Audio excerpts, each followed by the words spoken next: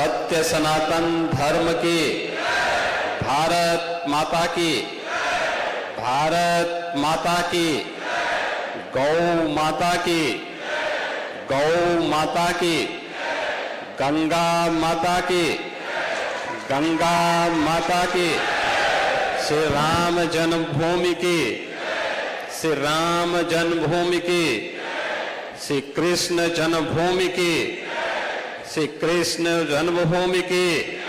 नमः पार्वती पतिये हर हर।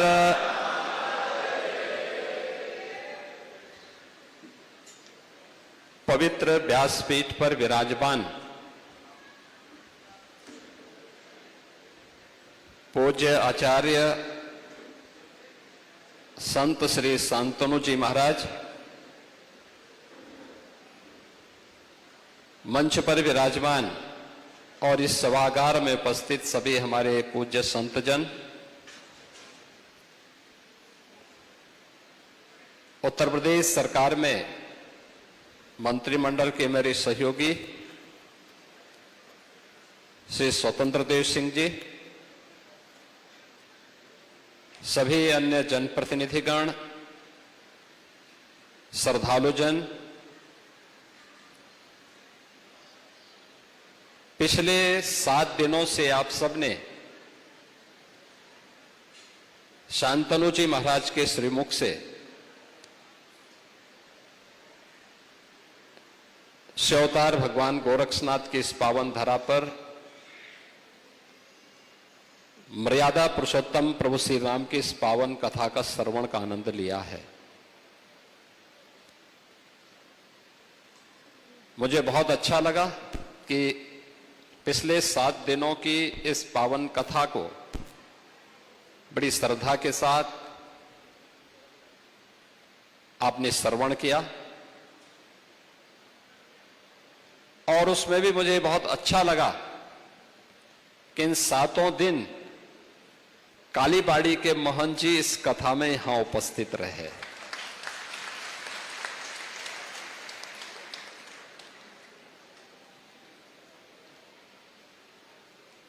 कथा तो भगवान राम की कथा, मर्यादा पुरुषोत्तम प्रभु श्री राम की कथा,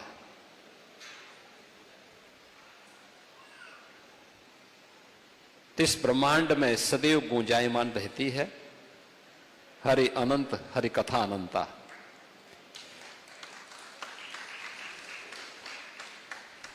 लेकिन जब हम किसी ऐसे व्यासपीठ पर विराजमान कथा व्यास के श्रीमुख से, जिनका आचार और विचार एक जैसा दिखता है, जैसा व्यावहारिक जीवन है वही वैचारिक रूप से भी जब सुनने को मिलता है तो कथा प्रभावशाली दिखती है। और आपने देखा होगा, लीक से हटकर आस्था को सम्मान देते हुए वर्तमान परिप्रेक्ष्य में मर्यादा पुरुषोत्तम भगवान श्री राम की इस पावन कथा का वास्तविक मर्म क्या है, पिछले 7 दिनों के अंदर आप सबने इसको बहुत रोचक तरीके से सुना है, जाना है। मैं इसके लिए शांतनु जी महाराज का हृदय से अभिनंदन करता हूं। आप सभी श्रद्धालु जनों को भी हृदय से साधुवाद देता हूं कि आपने बड़ी श्रद्धा भाव के साथ यहां पर आए। ये मेरा सौभाग्य नहीं था कि मैं 7 दिन यहां बैठ नहीं पाया, लेकिन मैं कल भी कथा में था और आज भी मुझे कथा में बैठने का सौभाग्य प्राप्त हुआ है। लेकिन कथा के बारे में जानकारी जब मैं लेता था या श्रद्धालु जन मुझे बताते थे तो मुझे अच्छा लगता था कि लोग बड़ी श्रद्धा भाव के साथ कथा का श्रवण कर रहे हैं, आ रहे हैं और लोगों के मन में कथा के बारे में एक नई रुचि है। और यह भारत के अंदर ही हो सकता है। भगवान राम की कथा हजारों वर्षों से इस धराधाम पर सुनी जा रही है। हजारों वर्षों से कोई ऐसा सनातन धर्मावलंबी नहीं होगा, पहले तो कोई ऐसा भारतीय नहीं होगा, और भारतीयों में तो सनातन धर्मावलंबी कोई होगा ऐसा नहीं कि जो भगवान राम की कथा के एक एक प्रसंग के बारे में न जानकारी रखता हो। यह हमारे संस्कार का हिस्सा है, हमारे पारिवारिक संस्कार, हमारा खून का रिश्ता, यही हमें बताता है। अब क्या होने जा रहा है सबको पता है, लेकिन कथा के प्रसंग को वर्तमान परिप्रेक्ष्य में रखते हुए कैसे हम प्रभावी बना सकते हैं, जो आज की वर्तमान पीढ़ी का वह मार्गदर्शन कर सके। और वह कथा आपने पिछले 7 दिनों में यहां पर आचार्य श्री के मुंह से सुना है, उनके श्रीमुख से सुनने का आनंद आपको प्राप्त हुआ है, सौभाग्य आपको प्राप्त हुआ है श्रवण करने का। और आज ये कथा यहां पर तात्कालिक रूप से विराम ले रही है। प्रसंग जहां तक छोटा है, अगले वर्ष फिर इसके आगे के प्रसंग इसमें आएंगे। हम शांतनु जी महाराज से कहेंगे कि ये प्रसंग आगे बढ़ने चाहिए। और आज की तिथि और भी हम सबके लिए गौरवशाली क्षण है। आज गुरु पूर्णिमा भी है। गुरु के प्रति अपनी कृतज्ञता ज्ञापित करने का अवसर है।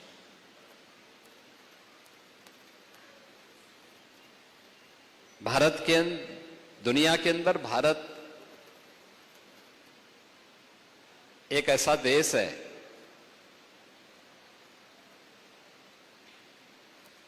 जिसने दुनिया को कृतज्ञता ज्ञापित करना सिखाया है।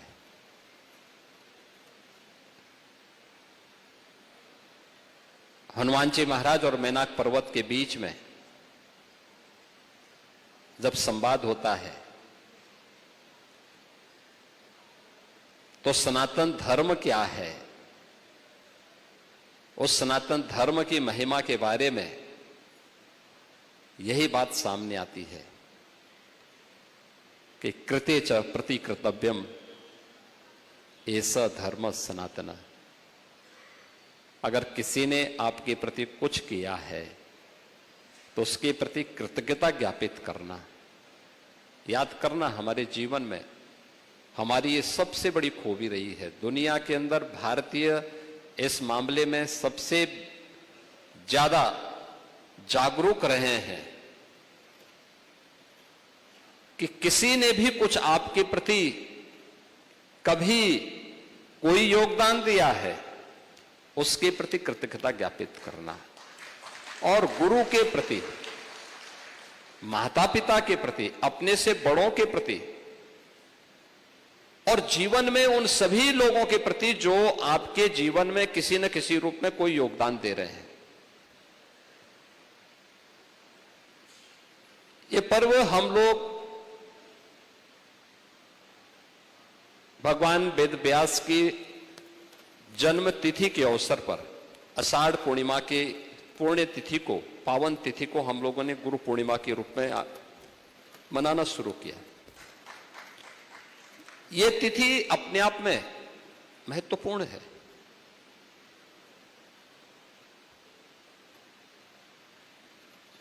आप देखते होंगे, अक्सर सुनते होंगे, हम भारतीयों पे लोग एक आक्षेप लगाते हैं। आक्षेप क्या होता है कि हमने अपनी धरोहरों को संरक्षित नहीं किया है।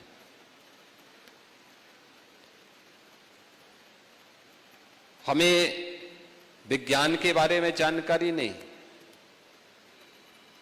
हमें आधुनिक ज्ञान की जानकारी नहीं, हम तथ्यों को तोड़ मरोड़ करके प्रस्तुत करने के आदी हैं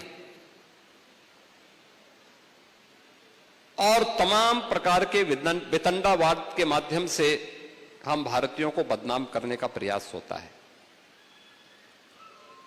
लेकिन ऐसा सच नहीं है।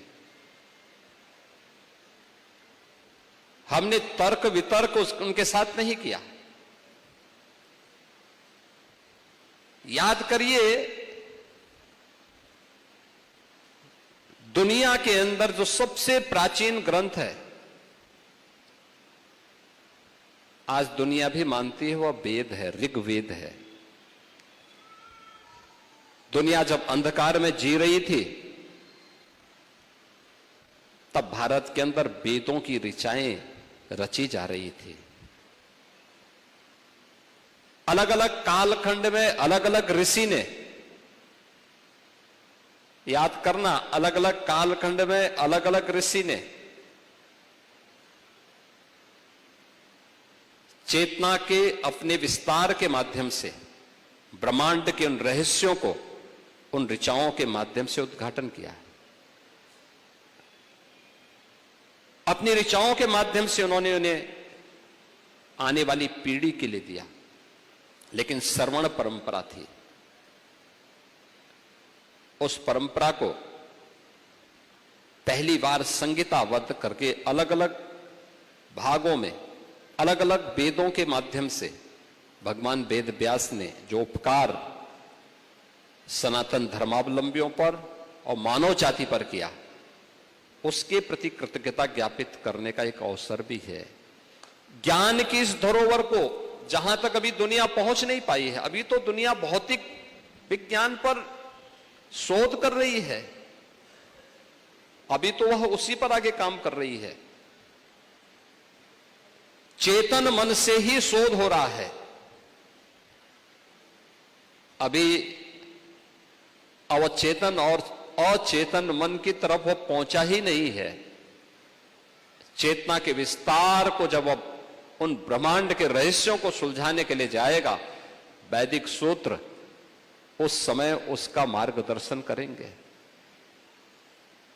और ये हमारी धरोहर है, इसको एक साथ सजोने का काम अलग अलग कालखंड में अलग अलग ऋषियों की मंडली ने अलग अलग समय में किया। वे सब कुछ आज भी हमारे सामने है। वेद भी आपके पास है, वे स्थल भी आपके पास है। आप नैमिषारण्य में कभी जाएंगे, नैमिषारण्य में आज से 3500 वर्ष पहले हजारों ऋषियों की एक पंचायत होती है, एक सेमिनार होता है भारत किस ज्ञान की परंपरा को लेकर के, पुराणों की रचना को लेकर के, उसकी भाषा शैली को लेकर के, उसके विषय को लेकर के हमने नैमिषारण्य को विस्मृत कर दिया। हम भूल गए। कुंभ जैसे आयोजन हमारे लिए धार्मिक आयोजन तो बन गए, लेकिन ज्ञान की इस परंपरा को विमर्श का माध्यम बनाने का जो एक महत्वपूर्ण स्थल होने चाहिए थे, कहीं ना कहीं उसमें भटकाव सा दिखने को मिला। एक सामान्य नागरिक के लिए अपनी श्रद्धा के अनुरूप त्रिवेणी में डुबकी लगाना और अपनी आस्था के अनुरूप वहां पर अन्य कार्यों के साथ जुड़ना यह उचित है। लेकिन यह स्थल हमारे लिए चर्चा पर चर्चा का भी माध्यम बनने चाहिए। ज्ञान की इस परंपरा को, हजारों वर्षों की इस धरोहर को आने वाली पीढ़ी तक पहुंचाने के लिए वर्तमान परिप्रेक्ष्य में हम सब का क्या योगदान हो सकता है, इसके भी माध्यम बनने चाहिए थे। लेकिन जो लोग हम पे आरोप लगाते हैं, उनका जवाब भगवान वेद व्यास है। आखिर भगवान वेद व्यास तो हैं जो दुनिया को चुनौती देते हुए कह उठते हैं। जब उन्होंने महाभारत ग्रंथ की रचना कर ली, लोग कहने लग गए क्या है इसमें,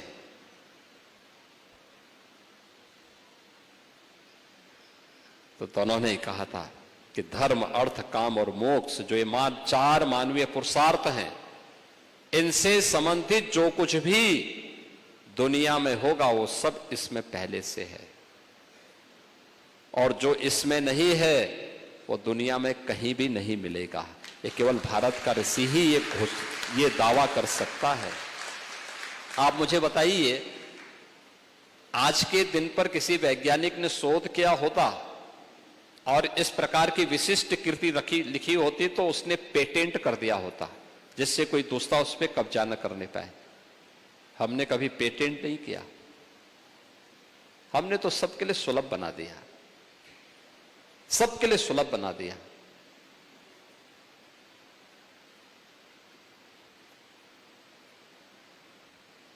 श्रीमद् भागवत महापुराण पिछले 5000 वर्षों से मानव जाति के कल्याण का मार्ग प्रशस्त कर रही है, हमें जीवन के उन रहस्यों से अवगत करा रही है। उस महापुराण की रचना भगवान वेद व्यास ने ही की थी। पहली भागवत सुखदेव जी महाराज ने सुख तीर्थ में, जिसको लोग शुक्रताल कहते हैं, वहीं पर सुनाई थी। दुनिया के लिए कौतूहल और आश्चर्य हो सकता है, लेकिन हमारे लिए जीवन पद्धति का हिस्सा है, जीवन का एक प्रवाह है, हमारे दैनिक जीवन का हिस्सा बनाया है। हमने उससे अलग जीवन की कल्पना की नहीं। आप देखते होंगे हमारे यहां आप उत्तर, दक्षिण, पूरब, पश्चिम कहीं भी जाएंगे, वहां की स्थानीय परंपराएं हो सकती हैं। हम उत्तर भारत में आते हैं, उत्तर भारत में हम आते हैं, देखते हैं खेती बाड़ी का समय होता है, व्यक्ति अपनी खेती बाड़ी के कामों में व्यस्त रहता है। पर्व और त्योहारों का समय आता है, वह मार्केट में व्यस्त रहता है। लेकिन इसके बीच का जो कालखंड, जैसे ही कालखंड आता है तो उस कालखंड के समय हर गांव में यज्ञ और प्रवचन के कार्यक्रम, रामलीलाओं के कार्यक्रम प्रारंभ हो जाते हैं। पूरे देश के अंदर आप जाएंगे, वहां की स्थानीय परंपरा के अनुसार कोई ना कोई, जब भी उनके पास कोई फुर्सत होता है जीवन के उस अपनी आपाधापी में से, उस दौरान वह धार्मिक कार्यक्रमों के साथ जुड़ जाता है। तीर्थाटन के लिए निकलेगा, यज्ञ या भजन मंडली को निकाल करके एक लंबे कालखंड के लिए उन कार्यक्रमों के साथ जुड़ता है। हिंदी भाषी देश के अंदर, दुनिया के अंदर कहीं भी होंगे, वे अपने यहां अपने अनुसार, अपनी क्षमता के अनुरूप इसी प्रकार की कथा के आयोजन के साथ, यज्ञ के आयोजन के साथ जुड़ते हैं। यानी हमारे लिए ये कोई अतिरिक्त विषय नहीं है, हम भारतीयों के लिए कोई अतिरिक्त विषय नहीं है, ये हमारे जीवन का हिस्सा है, हमारी जीवन पद्धति का एक प्रवाह है। हमने उसमें कभी विराम नहीं आने दिया, हमने उस पर कभी प्रश्नवाचक चिन्ह भी नहीं लगने दिया। हर भारतीय उसको अपने जीवन का हिस्सा मानता है। और याद रखना, दुनिया के अंदर मर्यादा पुरुषोत्तम भगवान श्री राम की ही पावन कथा है, हजारों वर्षों से सुनी जा रही है, गाई जा रही है।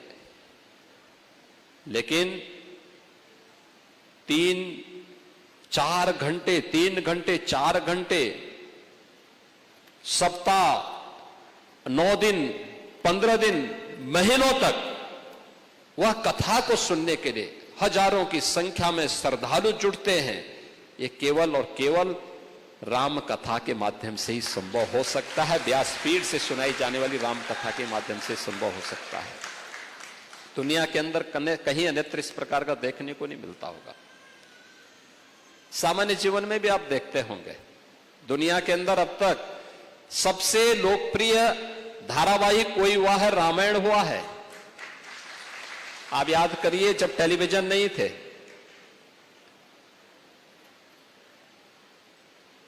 जब डिजिटल माध्यम नहीं था,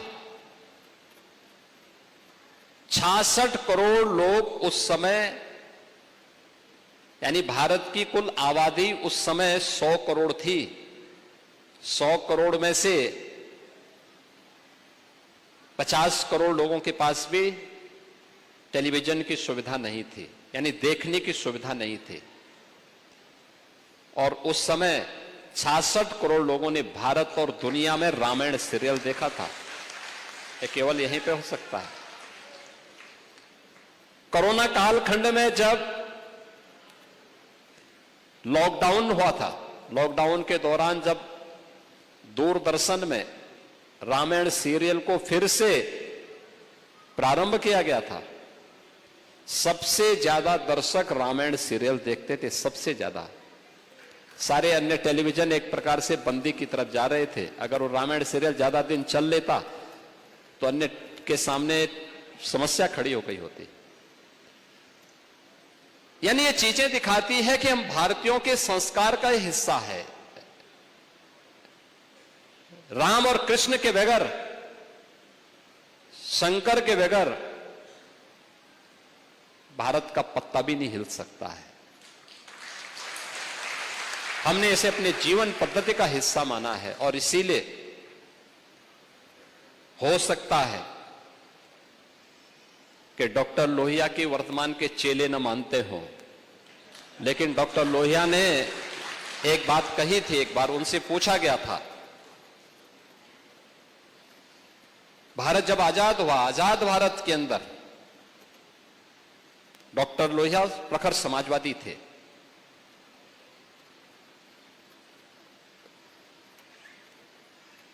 कांग्रेस के कट्टर विरोधी थे, स्वतंत्रता संग्राम सेनानी भी थे।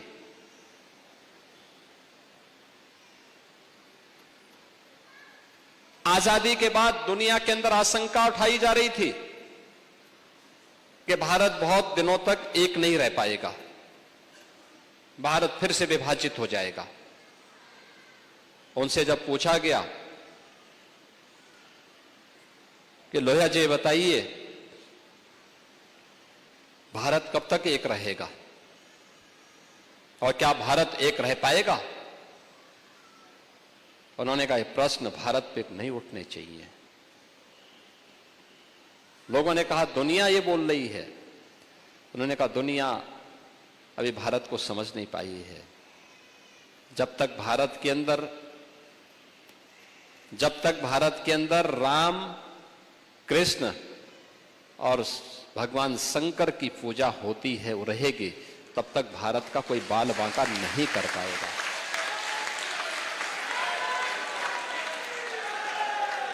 दुनिया की कोई माई का लाल भारत का बाल बांका नहीं कर पाएगा। और यह देश प्रदेश देश के अंदर रामायण मेलों की शुरुआत भी किसी ने प्रारंभ करवाई थी। याद रखना, संत तुलसीदास जी ने रामलीलाओं का प्रचलन उत्तर भारत में करवाया था, रामलीलाओं का। और रामायण मेले का प्रचलन शुरू किया था डॉक्टर लोहिया ने। वे समाजवादी थे। आज के समाजवादी राम भक्तों पर गोली चलाते हैं, लेकिन लोहिया का नाम जपते हैं। मैंने इसीलिए कहा ना, जब व्यक्ति का आचार और विचार में समन्वय नहीं होता है तो उसकी दुर्गति होती है। और जो राम का विरोधी है उसकी तो दुर्गति हमेशा होनी ही होनी है। उसको सफलता नहीं मिल सकती है, उसको सदगति भी नहीं मिल सकती है, कभी नहीं मिल सकती। आप रामायण कालखंड से उठाकर देख लीजिए, आपके सामने प्रसंग आते हैं। राम को भजते भजते, राम को भजते भजते हनुमान लोक पूज्य हो गए। हनुमान कहां पैदा हुए, कौन सी योनि में पैदा हुए, लेकिन पूरे देश के अंदर हो सकता है कुछ घरों में तो भगवान राम की भले ही प्रतिमा न हो, लेकिन हनुमान जी की जरूर होगी। एक मैं देखता हूं अनपढ़ से अनपढ़ व्यक्ति भी हनुमान चालीसा जान जाता है, वो याद करता हनुमान चालीसा। और एक उच्च कुल में पैदा होने के बावजूद भी रामद्रोही बनने पर मारीच की क्या दुर्गति हुई थी, यह भी हर व्यक्ति जानता है। यानी राम के साथ जो दुर्गति करता है, राम के साथ जो द्रोह करता है, उसकी दुर्गति तय है। मनुष्य के रूप में मारीच जन्म लेता है और पशु के रूप में मारा जाता है। आपने देखा होगा उसकी दुर्गति को। जन्म लेता है मनुष्य के रूप में, लेकिन मारा जाता है पशु के रूप में। इसलिए हमें अपने जीवन में याद रखना होगा, हमारी आस्था के प्रतीक, ये जितने भी आस्था के प्रतीक हैं, ये हमारी विरासत है, हमारी धरोहर है, ये हमारी उन्नति के प्रतीक हैं, ये हमारी सुसभ्य और संस्कृति की उत्कृष्टता के प्रतीक भी हैं। इनका संरक्षण करना, इनके उन्नयन में योगदान देना, ये हर भारतीय का दायित्व तो होना चाहिए। मुझे बहुत अच्छा लगा, मैं एक दिन एक बात देख रहा था,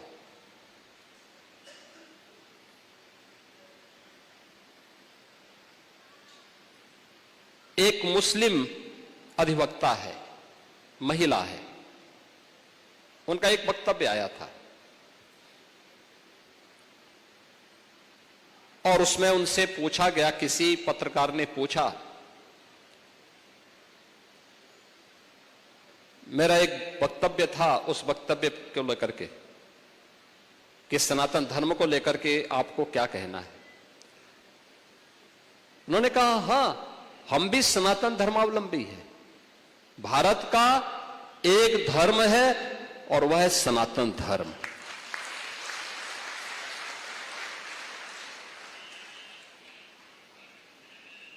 उसने कहा, हमारी उपासना विधि इस्लाम है, लेकिन धर्म सनातन धर्म है। याद करिए, हम जब सनातन धर्म की बात करते हैं तो ये तो भारत की आत्मा है। ये धर्म और पंथ में, धर्म और मजहब में, धर्म और रिलीजन में, धर्म और सेक्ट में हमें अंतर महसूस कराना पड़ेगा लोगों को। ये उपासना विधि मात्र नहीं है, ये तो जीवन जीने की एक पद्धति है, एक जीवन पद्धति है। इसमें अनेक उपासना विधियां हैं। उन उपासना विधियों को मिलकर के सनातन धर्म उत्तर से दक्षिण, पूरब से पश्चिम, संपूर्ण भारत को एक करके लेके चलता है। और इसके प्रतीक हैं देवादिदेव महादेव, भगवान शिव, भगवान शंकर। इसके प्रतीक हैं मर्यादा पुरुषोत्तम प्रभु श्री राम। इसके प्रतीक हैं वृंदावन बिहारी लाल श्री कृष्ण। ये सभी उसके प्रतीक हैं। हमारी पावन नदियां, कल मुझे बहुत अच्छा लगा, हम लोगों ने उत्तर प्रदेश में एक आदरणीय प्रधानमंत्री जी की प्रेरणा से एक अभियान प्रारंभ किया था, एक पेड़ मां के नाम। एक पेड़ लगाओ, हर व्यक्ति से हम लोगों ने कहा था। 37 करोड़ वृक्षारोपण एक दिन में उत्तर प्रदेश के अंदर हुआ। 37 करोड़ 21 लाख। और लक्ष्य रखा गया था कि 2 स्थानों को इसके लिए केंद्रित करिए। एक, नदी पुनरुद्धार के कार्यक्रम के साथ जुड़ना होगा। और मुझे लगता है हम सबको अपने जीवन का ध्येय बनाना होगा। याद रखना, हमारी नदियां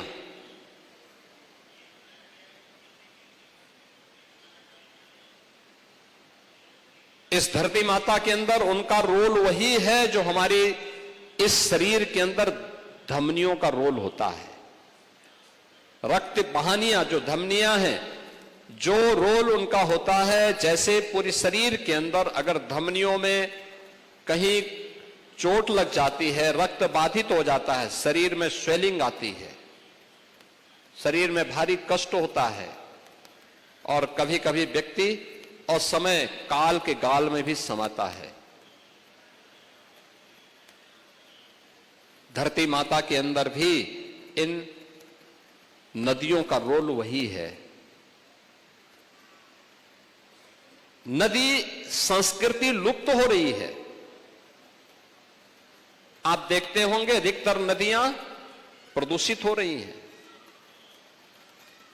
दुनिया के अंदर भी बहुत सारी नदियां प्रदूषित हुई हैं, लेकिन दुनिया के बहुत सारे लोगों ने मिलकर के एक प्रयास किया, उन नदियों का पुनरुद्धार किया। वे लोग नदी की पूजा नहीं करते, लेकिन नदी पुनरुद्धार के साथ उन्होंने अपने आप को जोड़ा। लेकिन हम भारतीय नदी संस्कृति की पूजा करते हैं। नदी संस्कृति को मानवता के उद्गम के स्थल के रूप में मानते हैं। सभ्यताएं वहीं फली फूली, आगे बढ़ी। आज वह नदी संस्कृति नष्ट होने की कगार पर है। नदियों का जल प्रदूषित हो गया है। नई नई बीमारियां आ गई हैं इस प्रदूषण के कारण। एक बीमारी के लिए कोई उपचार की व्यवस्था तय होती है, तब तक नई बीमारी और आ जाती है। इन सब से बचना है, इन नदी संस्कृति को बचाना होगा। बहुत छोटे छोटे उपाय हैं। थोड़ा सा प्रयास करके हम भी इसमें सहभागी बन सकें। प्रदेश में 75 जनपद हैं। 75 जनपदों को एक एक नदी के पुनरुद्धार के कार्यक्रम के साथ जोड़ने के लिए कहा गया। आज तकनीक हो चुकी है, उस तकनीक के माध्यम से हम भी कर सकते हैं। तालाबों का पुनरुद्धार कर सकते हैं। नदियों के किनारे खाली पड़ी जमीनों पर भी तालाब बना करके जल संरक्षण, बरसात के जल का संरक्षण करके नदियों को सदा निरा बना सकते हैं। और व्यापक वृक्षारोपण के माध्यम से भी उन्हें सदा निरा करने में योगदान दे सकते हैं। प्राकृतिक पद्धति से, जिस प्राकृतिक पद्धति से हमारे पूर्वज जल का शोधन करते थे, उस जल के शोधन के माध्यम से भी हम लोग भी आज के परिप्रेक्ष्य में उन तालाबों को, नदियों को शुद्ध कर सकते हैं। याद करिए, यही समय था। आज से 6 वर्ष पहले तक इस पूर्वी उत्तर प्रदेश के अंदर यह समय भय और आशंका का होता था। भय और आशंका किस बात की? इंसेफ्लाइटिस, मस्तिष्क ज्वर से यहां पर 1200 से 1500 बच्चों की मौत होती थी। सर्वाधिक जो बच्चे कालकलवित होते थे, वे कालकलवित होते थे कुशीनगर में, देवरिया में, गोरखपुर में, महाराजगंज में, संत कबीर नगर, बस्ती, सिद्धार्थ नगर। 1200 से 1500 बच्चे, 40 वर्ष में 50,000 से अधिक बच्चे कालकलवित हुए। कारण क्या था? यह बीमारी कहीं और से नहीं टपकी, मानव निर्मित समस्या थी, मानव निर्मित बीमारी थी। गंदगी और अशुद्ध पेयजल।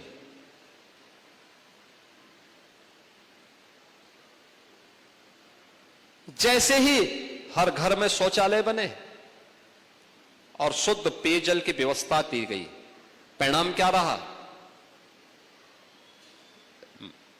केवल 2 वर्ष हम लोगों ने इस पे कार्य किया और तीसरे वर्ष बीमारी समाप्त। तीसरे वर्ष बीमारी समाप्त हो गई। आप याद करिए, ये वही बच्चे हैं,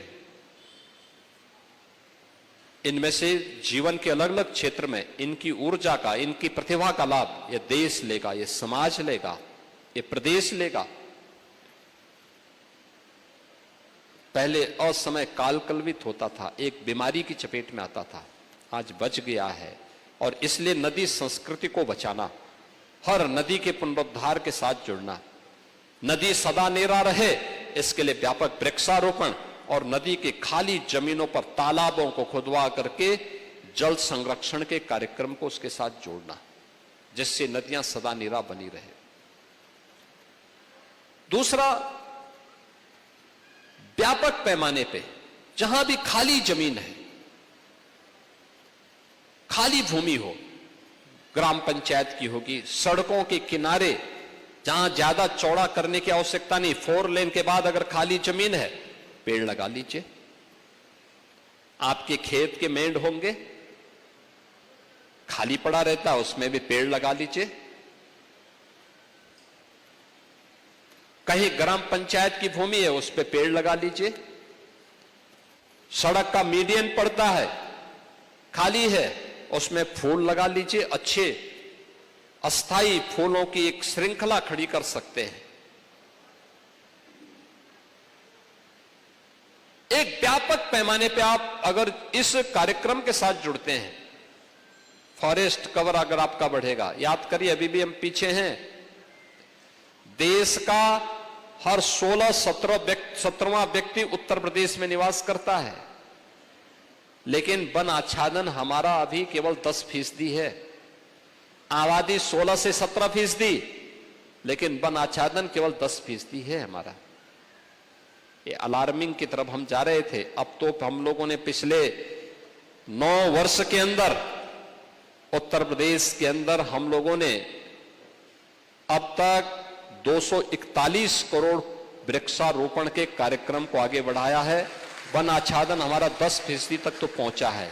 ये अब आगे बढ़ रहा है। मेरा मानना है ये लगातार आगे बढ़ेगा, लेकिन हमारा प्रयास होना चाहिए। आप देखते होंगे, आप दिल्ली और उसके अगल बगल के क्षेत्र में एनसीआर में जाते होंगे, नेशनल रीजन जो कैपिटल रीजन है, उसमें आप देखते होंगे नवंबर से लेकर फरवरी के बीच में श्वास लेने का खतरा हो जाता है। श्वास नहीं लोग ले पाते। स्मॉग, इसके कारण कितना खराब स्थिति पैदा होती है। लोग कहते हैं कि साहब जो श्वास के रोगी हैं उनको दिल्ली से बाहर करो, शिफ्ट करो।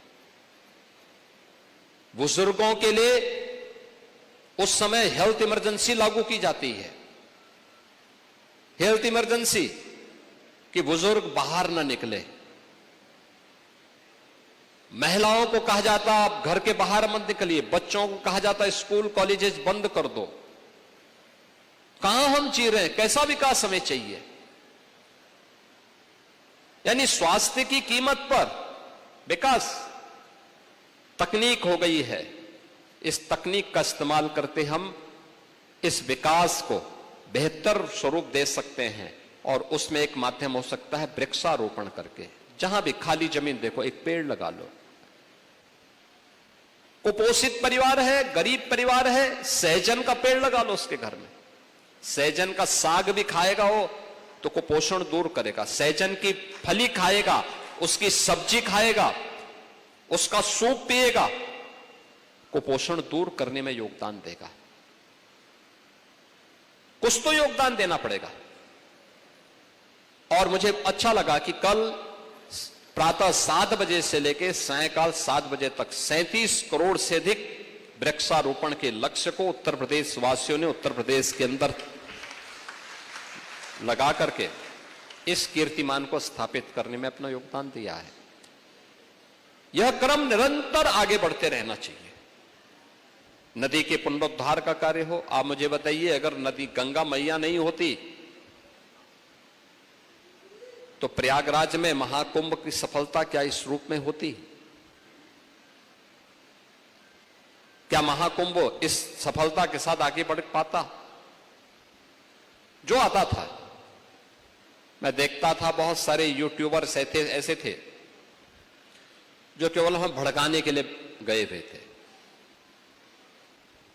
देश भर से और दुनिया भर से श्रद्धालु जन आए थे। सनातन धर्मावलंबी दुनिया के अंदर जहां कहीं भी था, वह एक बार हिंदुस्तान की तरफ उसका रुख था और हिंदुस्तान में प्रयागराज की ओर उनका रुख था। जब ज्यादा भीड़ होती थी तो उनको कुछ पैदल चलना पड़ता था, 5 किलोमीटर, 7 किलोमीटर, कभी कभी 10 किलोमीटर तक। तो यूट्यूबर्स जाते थे उनको चिढ़ाने के लिए कि आपको पैदल चलना पड़ रहा हो। कहते हैं, भाई हम तो त्रिवेणी में स्नान करना है, संगम में स्नान करना है। और कहते हैं लेकिन व्यवस्था नहीं की गई। उन्होंने कहा कि जो हम जिस सड़क पे चल रहे हैं, क्या ये व्यवस्था का हिस्सा नहीं है क्या? जिस संगम में हमें स्नान करना है, क्या वो व्यवस्था का हिस्सा नहीं है क्या? और कहते हैं, अरे फिर भी कोई व्यवस्था तो होनी चाहिए थी। कहना, भाई चल मैं रहा हूं, परेशानी तुम्हें क्यों हो रही है? यानी ये जवाब होता था उन श्रद्धालुओं का, और ये एकदम सटीक जवाब होता था कि नकारात्मकता समस्या का समाधान नहीं हो सकता है। कुछ लोग केवल नकारात्मकता के माध्यम से माहौल खराब करना चाहते हैं। देश के अंदर उस प्रकार का वातावरण बनाना चाहते हैं।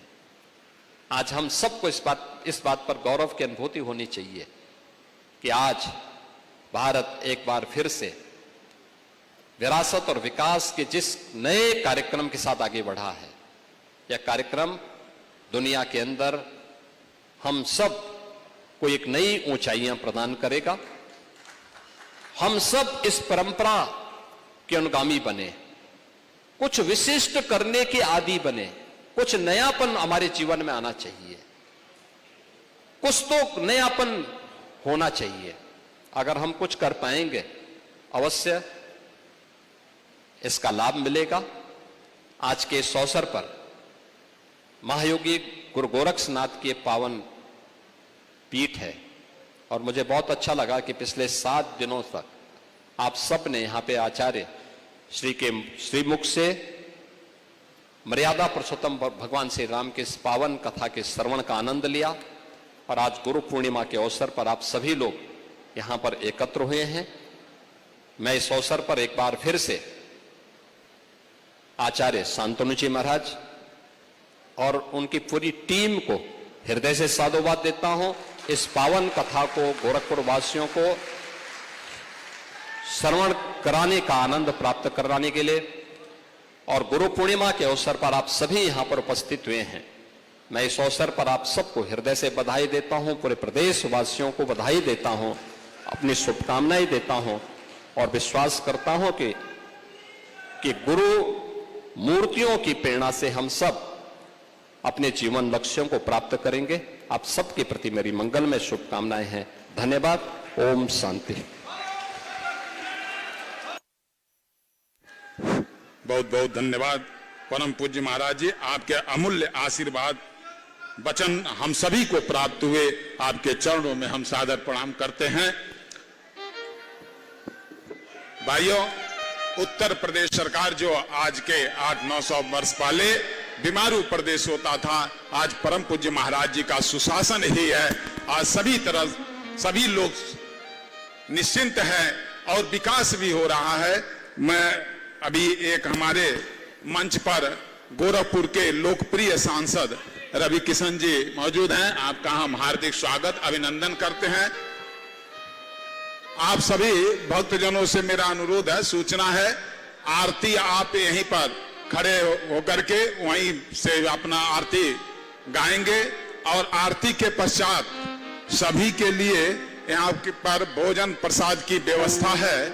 आप प्रसाद ग्रहण करके, भोजन ग्रहण करके ही अपने अपने गंतव्य स्थान पर जाएंगे। आरती अपने अपने स्थान पर ही वहीं खड़े होकर के आरती करें।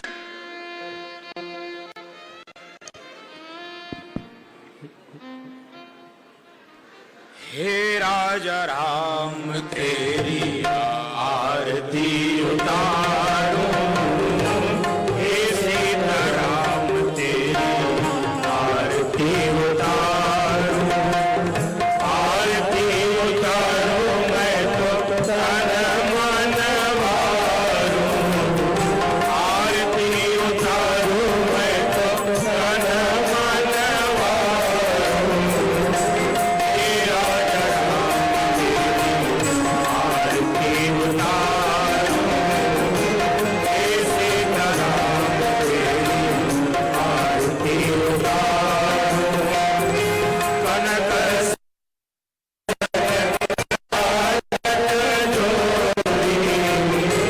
दशरथ नंदन जनक किशोरी, युगल छवि को सदा निहारो, युगल छवि को सदा निहारो, हे राजा राम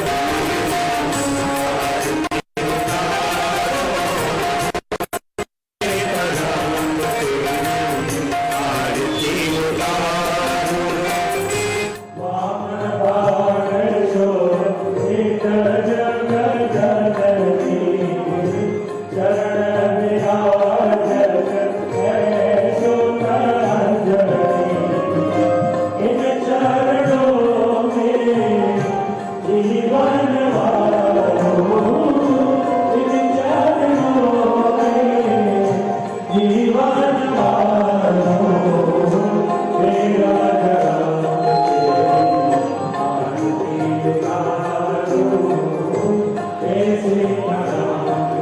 Thank you.